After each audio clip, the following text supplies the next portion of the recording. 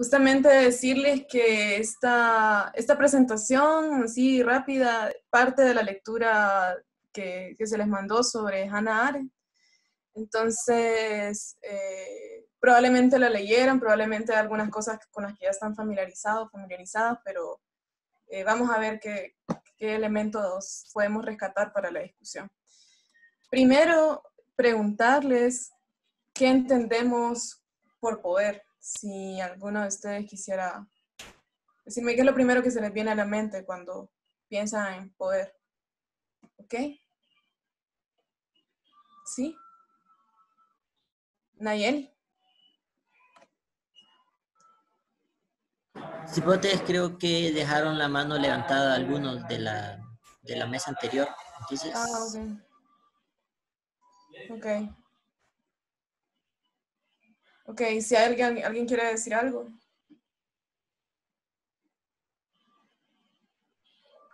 Yo quería decir algo, pero es que la compañera también tiene la mano levantada. No sé. No, dale, después Pamela. Bien, entonces, de acuerdo pues a los viejos teóricos modernos, ya sea por lo de Locke, Maquiavelo, Hobbes, y también haciendo una tipo de simbiosis con los nuevos pensamientos más contemporáneos, por decirlo así, de Arendt y de Habermas, que estábamos leyendo en los documentos que nos enviaron. Pues la cuestión de poder es una cuestión de dominio, ya sea dentro de un poder dentro de un aspecto comunicativo o un aspecto ejercido desde una perspectiva de violencia. Es tener el control, por decirlo de una forma, dentro de un cuerpo, ya sea colectivo o personal, pero es algo que se ejerce sobre una persona o un colectivo de personas, y pues que tenga y pues todo este poder se ejerce con una razón de ser, es decir, que tiene su esencia, ¿no? Lleva también su intencionalidad desde un principio. Ok. ¿Alguien más quería decir algo? No, vi que Pamela. Ok, bueno, sí, justamente nosotras, cuando pensamos en poder, siempre lo primero que se nos viene a la mente es la autoridad, ¿no? O la dominación, o una relación de subordinación. Y justamente ese concepto del poder existe, ¿verdad? Pero Arendt, toda su producción y demás, intenta resignificar el concepto de poder justamente desde su contexto histórico, ¿no? El contexto de las guerras europeas, ¿verdad? Sometimiento también, sí, justamente. Pero aquí vamos a ver otra posibilidad de pensar el poder, ¿no? Primero cuestionar si poder es lo mismo que violencia, si es lo mismo que posesión, si es lo mismo que sometimiento. Porque sobre todo en los movimientos sociales, cuando nosotros salimos a la calle, generalmente está esa como disyuntiva, que es bien visible, por ejemplo, cuando dicen es que son infiltrados, que están haciendo violencia, vándalos, que no sé qué, cuando hay gente que a veces no es infiltrada, hay que decirlo, en las movilizaciones, que está haciendo vandalismo, entre comillas, ¿verdad? Entonces ese tipo de cosas nos llevan como a cuestionar, ok, ¿cuál es el límite del ejercicio del poder y cuál es el límite de la violencia? Justamente, pero antes de eso, lo fundamental es primero conceptualizar la política. Para Hannah Arendt, la política la política es un marco de estabilidad conformado a partir de promesas mutuas. entre personas, ¿verdad? Abordando conjuntamente el tratamiento de asuntos humanos a través de la acción y el discurso. Aquí hay dos cosas fundamentales, ¿verdad? Con las que se hace posible la política. La acción, que es justamente la capacidad para introducir novedad en el mundo a partir de la diversidad de experiencias y configurar un mundo compartido. Y el discurso, que es lo que posibilita que los seres humanos revelen su identidad. O sea, nosotros nos organizamos, tenemos un discurso que nos une, que tenemos demandas comunes, pero también accionamos en lo público para que esas demandas sean visibles, ¿no? Y que generalmente son demandas innovadoras, como los movimientos feministas, los movimientos LGBT, los movimientos indígenas, que no son nuevos, pero que definitivamente en lo público se han manifestado y que introducen, ¿no?, novedad en el mundo. Por un lado, ¿verdad? Eso. Y por otro, ¿qué es el poder? Justamente nosotros conseguimos el poder como la posibilidad de imponer la voluntad sobre el comportamiento de los demás. Sin embargo, este concepto del poder, que como les decía antes existe, es el resultado de la modernidad occidental, ¿no? O sea, los pensadores europeos con esto de Hobbes y Leviatán y Locke, justamente colocaron, o no de forma explícita, pero la forma en que se pensó el Estado moderno occidental daba para creer que el poder es la posibilidad de imponer la voluntad sobre los demás. Y de hecho, o sea, incluso el Estado, ¿no?, en su concepto tradicional, desde la misma Europa, dice que el Estado es el único que puede ejercer el monopolio de la fuerza o de la violencia física, ¿verdad?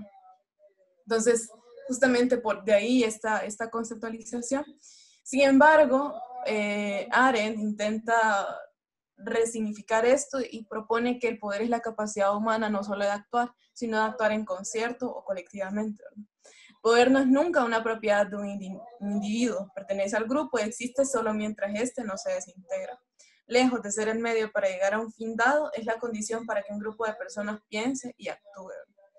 O sea, lo que propone Arendt es que el poder, en otras palabras, es la capacidad que tenemos para reunirnos los seres humanos, discutir cuestiones comunes y ejercer una acción en función de eso. Y crear también un discurso, ¿verdad? Justo con el concepto de política que planteábamos antes.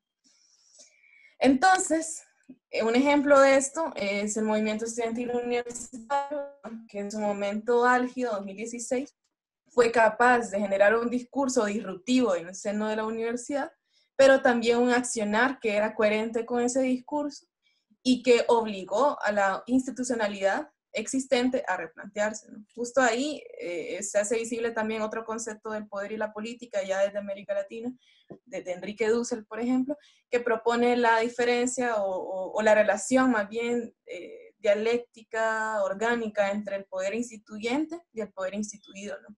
Poder instituido son las instituciones, es la UNA es una institución existente, y dentro de este espacio surge un poder instituyente que rompe los esquemas tradicionales de la institución, como es el MEU, propone nuevas cosas e incluso la misma institucionalidad crea nuevas cosas a partir de esto. O sea, parieron las elecciones estudiantiles, ¿no? O por poner un ejemplo, pero también la universidad incluso en su momento puso una campaña de la universidad abierta al pueblo, una vaina así, que era el discurso que adoptaba el MEU, justamente interpelando que la universidad era un espacio cerrado.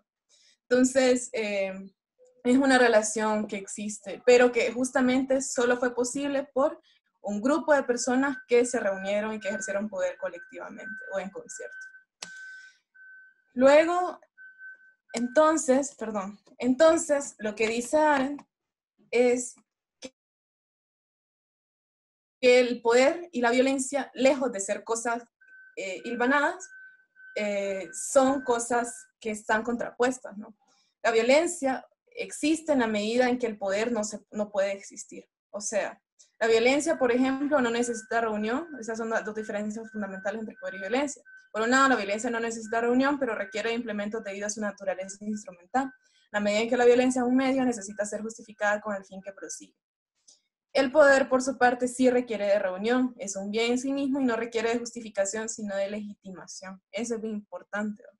Porque el poder, como es la reunión de un grupo de personas, esas personas legitiman la demanda que están posicionando, ¿verdad? O sea, el MEU legitimaba, se legitimaba en sí mismo y legitimaba sus apuestas, ¿no? Sin embargo, en la medida en que un grupo de personas que ejercen poder pierden legitimidad, pueden comenzar a ejercer violencia, ¿no?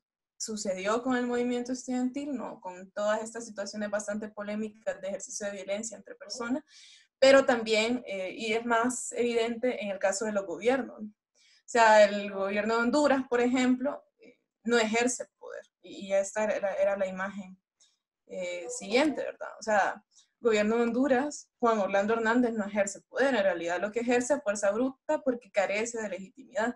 E incluso la poca base nacionalista existente es una base que existe por dos cosas, coacción y clientelismo. O sea, no es una base crítica, no es una base que responda a un proyecto político, es una base que simplemente está ahí porque, por relaciones clientelares y por coacción muchas veces, ¿verdad? Entonces, carente totalmente de legitimidad, el régimen entonces reacomoda fuerzas a lo interno de las instituciones para invertir, sobre todo en materia de seguridad y defensa, y poder entonces utilizar estos medios para ejercer violencia sobre la población.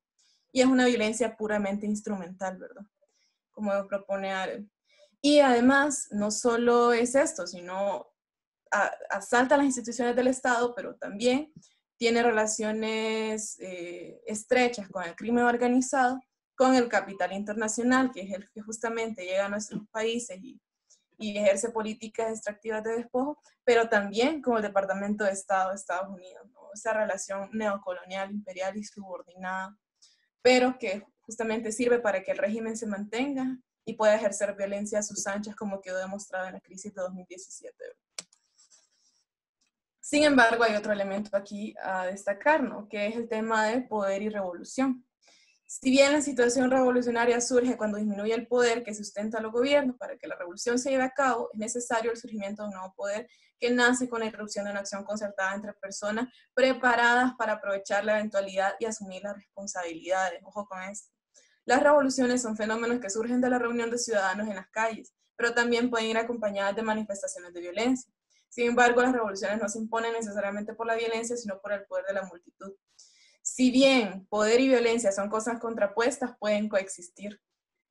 Un caso emblemático de esto podría ser Nayib Bukele, por ejemplo, el presidente de El Salvador, que goza de legitimidad, o sea, la legitimidad le otorga poder, pero también ejerce violencia, ¿no? Y con tendencias bastante fascistas, por cierto, ¿verdad? O sea, toda la política de seguridad que ha establecido el gobierno de El Salvador, orientada que es una política de mano dura, ¿verdad?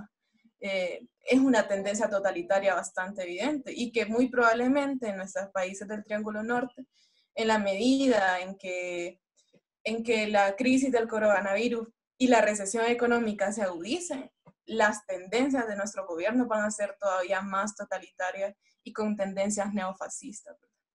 Sin embargo, ya te doy la palabra, Daniel, sin embargo, también está el tema de las revoluciones, ¿no? Porque en las revoluciones efectivamente se ejerce violencia, sobre todo las revoluciones del siglo XX, situémonos en el contexto de Hannah Arendt, ella es del siglo XX, es el resultado del siglo XX. Una judía también que sufrió persecución en su momento. Sin embargo, como dice al final esto, las revoluciones no se imponen necesariamente por la violencia, sino por el poder de la multitud. O sea, que en la medida en que el grupo de personas se reúne, puede ejercer violencia, pero si este grupo de personas tiene legitimidad, es el poder de la multitud. Pasaba también con el MEU, ¿verdad? O sea, a un momento donde las tomas de la U, donde las tomas de la universidad, pues, o sea, la toma en sí misma es un acto que podría considerarse violento. Sin embargo, gozaba de la legitimidad de la población estudiantil y por tanto era un ejercicio de poder. Pero, y rescato la idea anterior, el nuevo poder nace con la irrupción de una acción concertada entre personas preparadas para aprovechar la eventualidad y asumir las responsabilidades. nuevamente trasladémonos a Honduras, ¿verdad? O sea, en este contexto las fuerzas de oposición están bastante debilitadas, hay que decir, bastante desarticuladas sobre todo. Y se ha hecho bien común esto de las candidaturas independientes en todas partes, ¿verdad? O sea, un día Roberto Contreras lanzó su candidatura a la presidencia, al día siguiente la lanzó Soyapa Figueroa, o las hicieron públicas, no las lanzaron, perdón. No es malo, sin embargo, lo importante para ejercer poder es una, legitimidad, pero también capacidad discursiva y de acción. Y esto solo es posible si un grupo de personas se reúne y más allá de seguir personas particulares, figuras, etcétera, es capaz de constituir un proyecto político alternativo al orden establecido, ¿verdad? Eso es importante. Y finalmente, solo esta imagen, ¿verdad? Y un poco también para recobrar la esperanza, ¿verdad? Esta frase de Galeano, que hoy más que nunca es preciso soñar. Soñar juntos, sobre todo, soñar juntos y juntas. Sueños que desensueñen y materia mortal encarnen, ¿verdad? Listo, tenés la palabra, Daniel. Si tienen algún comentario o algo, espero que, que tengamos un poco de tiempo todavía para otras participaciones.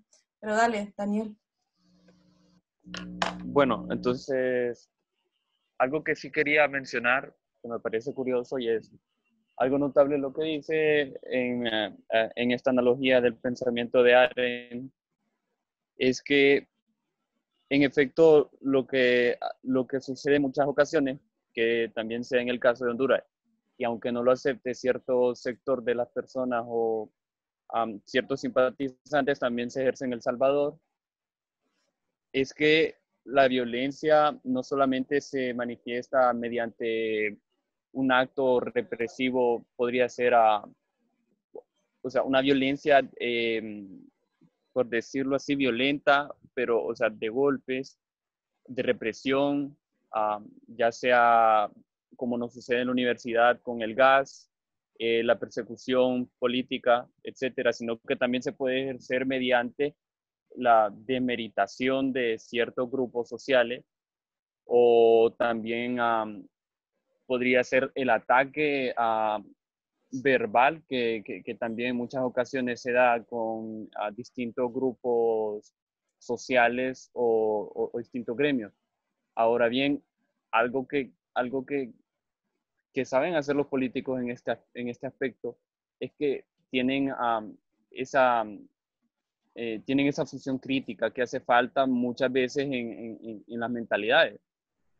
Es decir, que ellos saben reconocer que pueden ejercer cierto poder en las masas y pueden ejercer cierta violencia a la vez. Lo legitiman. Eso, pues lo que hace es que ellos tengan, por una parte, legitimidad y por otra, pues también el poder de represión, que obviamente aquí es más visto lo de la represión, porque es más visualizado, es más visibilizado por la cuestión de los medios, por las redes sociales, y, porque hay una fuerte oposición. Entonces, el problema es cuando es invisibilizado, por ejemplo, en El Salvador con la cuestión de ataques de género, que muchas veces pues las personas dicen, pero es buen presidente, ¿verdad? Obviamente ejerce su violencia, pero es invisibilizada por la legitimidad que tiene. Entonces, aquí la cuestión es analizar muy, muy críticamente las políticas tradicionales que se implementan y compartir, presentar o propagar la incitación a esto, a reflexionar sobre las políticas que se aplican a nuestros países, para pues empezar a hacer un cambio de las mentalidades. Y no sé qué más puede opinar algún compañero acerca del tema. Sí, gracias, Daniel. Pamela levantó la mano, solo quisiera también hacer énfasis, que lo olvidé antes, en que esta relación, esta forma en que se ejerce el poder, la violencia, etcétera, también nos atraviesa a nosotras, nosotros, nosotras en nuestras condiciones de jóvenes, ¿verdad?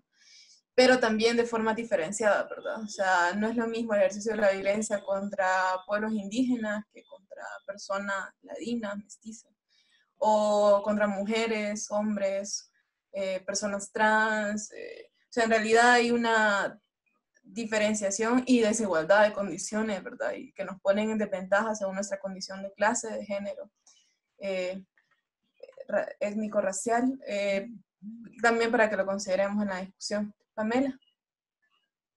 Sí, yo creo que en esa línea que menciona Ninochka, ¿no? De las diferentes formas de cómo la violencia puede atravesarnos, ¿no? El existir a cada ser humano, a cada ser humana.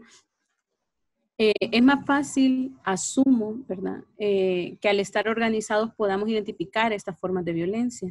Sin embargo, ¿qué pasa con esta violencia económica, ¿no? Este sistema y este modelo económico que empuja desde el empresariado en Honduras fuertemente y a nivel de Latinoamérica y pues de igual forma a nivel mundial, pero cómo afecta muy, muy directamente a las personas en las comunidades, en las colonias, no necesariamente solo en la zona rural, sino en la zona urbana, ¿no? En nuestros barrios, en nuestras colonias, como este modelo económico violenta, impacta de forma tan la vida y el existir de los seres humanos, ¿no? Las niñas, los niños a nivel general se están criando sin padres y madres porque estamos metidos en la maquila, no más de 8 horas al día. Entonces, como todas estas pequeñas formas del día a día incluso se van normalizando para nosotros y nosotras, que a veces estamos desde los discursos de los grupos organizados, pero que en muchas o en algunas ocasiones no logramos materializarlo o llevarlo hacia, como decíamos en la lucha estudiantil, hacia la base, ¿no? Hacia la persona de a pie que no ha tenido la oportunidad de estar en un grupo de reflexión sobre la violencia que le atraviesa, pero que sabe que le duele y que la está viviendo. Sí, sí, qué potente esto. Justamente es el desafío de la izquierda ahorita. Hay un pensador, Thomas Piketty, que dice que solo con esto doy una reflexión, que dice que las izquierdas se han hecho bien académicas, ¿verdad? Ya han tenido un vuelco hacia el académico, que no está mal, porque la academia da herramientas para interpretar la realidad, pero definitivamente es necesario también superar eso, o sea, porque la academia no llega a la gente, así de sencillo, a la gente del barrio en el que vivimos, a la gente que no tuvo acceso a la universidad sobre todo, la academia nunca llega, ¿verdad? Entonces, sí es importante esta reflexión que hace Pamela. Lo siento, ¿quiénes más levantaron la mano? Josué. Sí, hola, buenos días.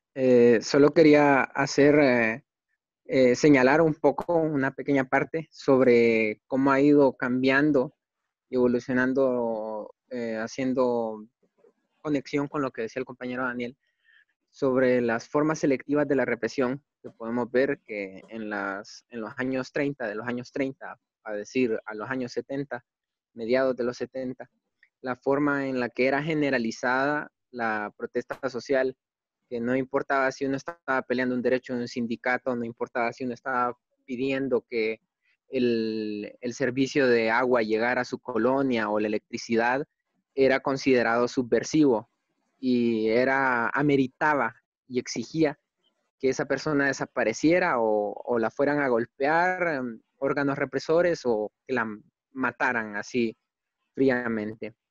Y el cambio de la presidencia en Estados Unidos con la política de Jimmy Carter y luego que entra Ronald Reagan, las políticas cómo fueron cambiando y se volvieron aún más selectivas dependiendo de lo que luchaban las personas.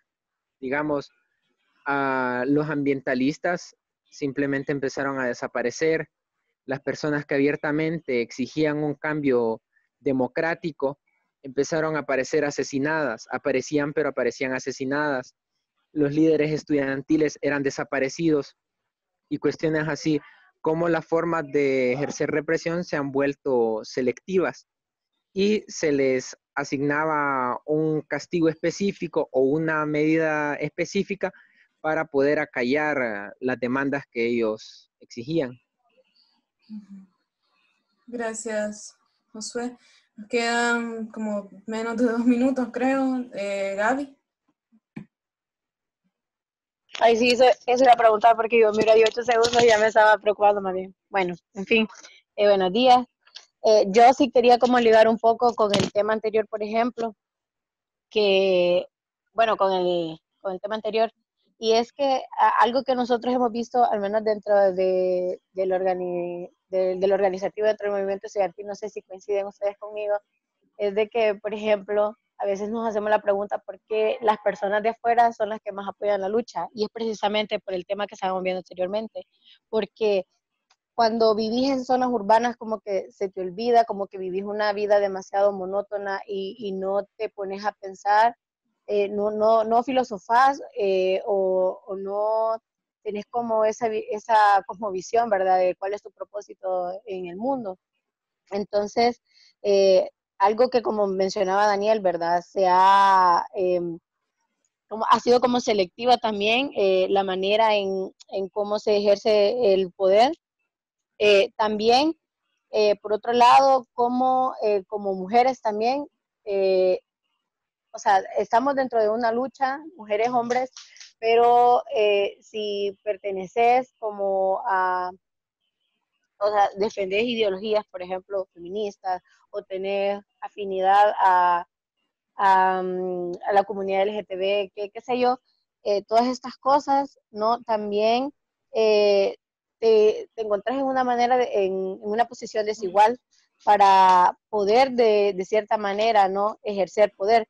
Y lo veíamos, creo, un poco ligado con lo que vos mencionabas sobre las candidaturas, que se están lanzando candidaturas así, como a lo tonto, pues. Y realmente vemos, como decías vos también, y algo que coincido mucho con vos, Ninoska, es que la izquierda se ha vuelto demasiado académica y como, o sea, yo me preguntaba mucho, ¿verdad?, acerca de cómo era posible que en la universidad hay tanta gente brillante, pero a la hora de transmitir ese conocimiento, o sea, se queda nada más en las mentes y en los cuerpos de las personas que lo adquieren y no somos capaces de transmitir esos conocimientos, ¿no? Y creo que desde ahí es algo que nos debería interpelar a nosotros y a nosotros que queremos ver un cambio, ¿no? Para cambiar esa manera de cómo perciben las personas la manera de ejercer poder. Porque yo veía, pues, por ejemplo, cómo escribíamos en el grupo, perdón, en el chat, de qué es lo que creíamos o qué percibíamos nosotros acerca de qué era el poder. Y precisamente hablábamos mucho de violencia y yo sí quería como dar como otra manera de ver el poder, porque yo sí creo en otra manera de construcción del poder. Ok. Gracias, Gaby. Ya va a comenzar la rotación. Disculpen el tiempo, ¿verdad? Nunca está en nuestro favor. Pero muy, muy interesantes los aportes y las reflexiones que han hecho todos. Genial.